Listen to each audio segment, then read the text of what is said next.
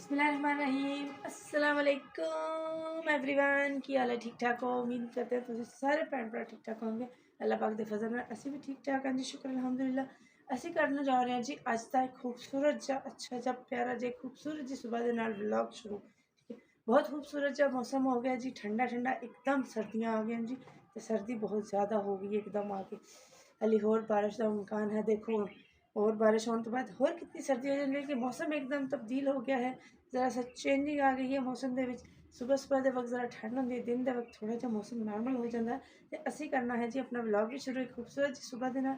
तो अहमद जरा ना उन्होंने भी हली जगाना है, नाश्ता वगैरह करना है, तो उन्होंने लैके जाएंगे उत्तर। उस तो बाद असी जो ना होर भी बहुत सारे काम करने हैं, बहुत सारे काम अली पेंडिंग पे हैं। तो असी फौरन फौरन अपना ना जल्दी जल्दी काम निबड़िए, अहमद को जगाइए, उन्होंने नाश्ता शुश्ता कराइए, नाश्ता बनाइए।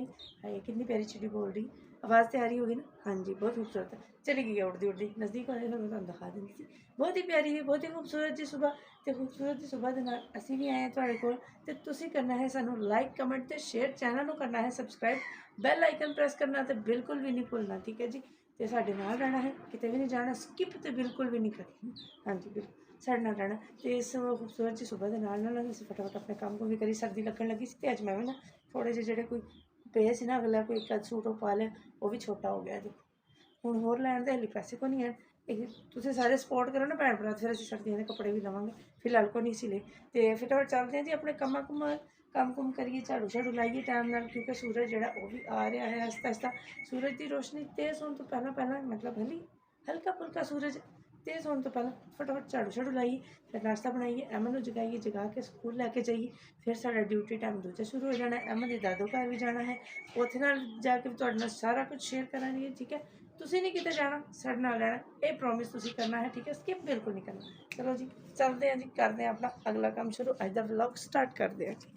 चलो जी।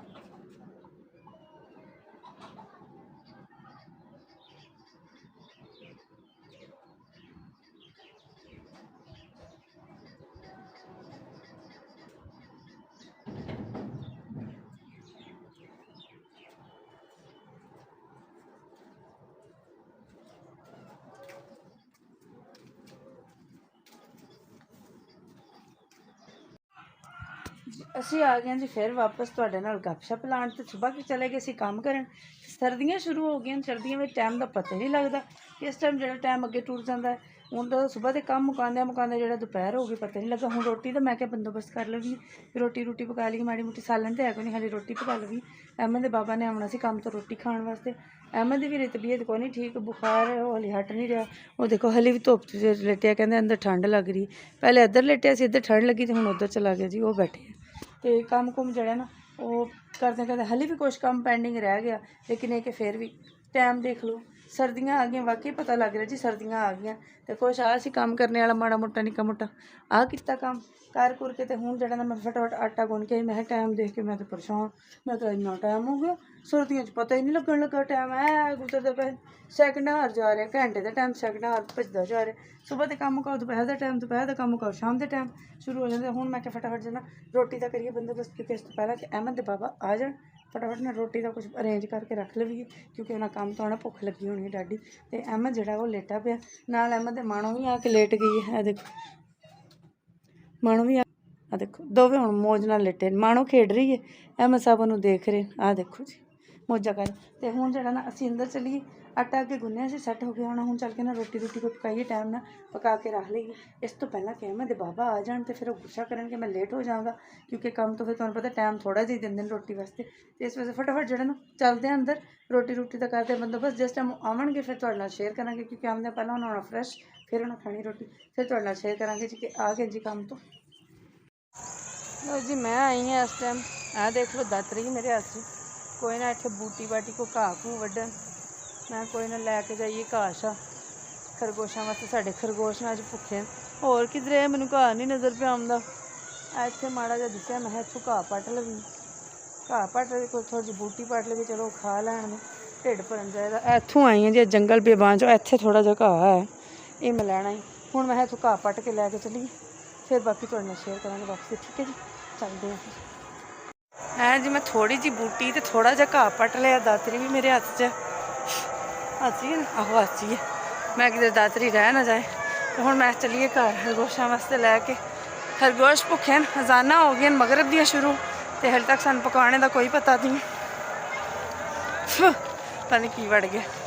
ਤੇ ਪਕਾਉਣੇ ਦੇ ਬਾਰੇ 'ਚ ਕੋਈ ਪਤਾ ਨਹੀਂ ਜੀ, ਕੀ ਪਕਣਾ ਕੀ ਨਹੀਂ। ਅਹਿਮਦ ਦੇ ਬਾਬਾ ਆਉਣਾ ਤਾਂ ਪਤਾ ਲੱਗਣਾ। ਫਿਲਹਾਲ ਦਿਹਾੜੀ 'ਤੇ ਆਏ ਸਨ, ਤੇ ਰੋਟੀ ਵੀ ਕੋਈ ਨੇ ਖਾਧੀ, ਚਲੇ ਗਏ, ਕਿ ਰੋਟੀ ਨਾਲ ਖਾਣੇ ਵਾਲੀ ਕੋਈ ਚੀਜ਼ ਹੀ ਕੋਈ ਨਹੀਂ ਸੀ।